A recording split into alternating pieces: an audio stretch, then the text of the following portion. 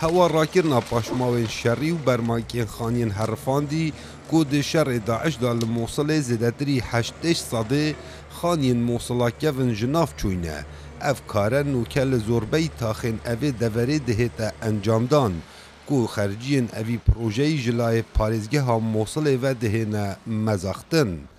جلای کدی و خدان خانین هرفاندی نیگرانیا خود دیارتکن همبر اوی کار دهتا کرن جبرکو میجویا اوان خانیان و گریت صدان سالا و تا اگر بهن راکرن بشک زور جمیجویا اوی باجاری ونداد بیتن و او دخازن بهن نیجان کرن به شواز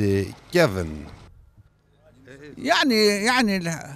حضاريا يعني جلای شارستانی و گله کارتکرنا خواه لکریه هر چاوی دیروکامه یا موسلا کهونه لدمکی بیانه ده هات نویره و لوی خانیه وینت گرتون هات نمالد مو اوان لنخشا دنیری و گله کیاب دلیوان بو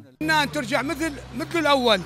بله کارتکرنا خو هيا لسر میجوه باجاری بله ام چپ کین هر دی پاشمای خانیا راکین دا کو خل وگرید اگر پاشمای خانیا نراکین خل نا وگرید و بانه خودل پاشا روج قربوی خلکی ده تکرین و دست آواکرنا خانین خو بکن جێگیرێ بەرپرسێ ئەوی پرۆژەی تەکەستکردن و gelek ziyan dil mêjûya bajarê Mosulê kevîtin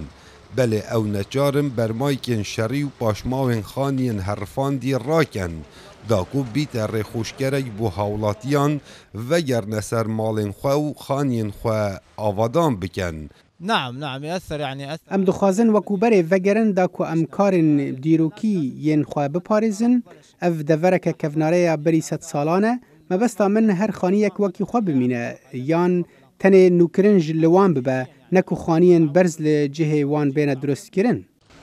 زیدتری 10,000 خانی هاتین هرفاندن به صدما اوی شر دجوار اوی دنافبرا هیزین عراقی و چکدارین داعش دا هاتیه کرن لموصله بله حتی نها به آوائه که فرمی یک خانی لموصل نهاتیه آوادان کرن جلای حکومت و ابتن برمای کنوان دهنه را کرن. کاو عمر دنگ امریکا موصل.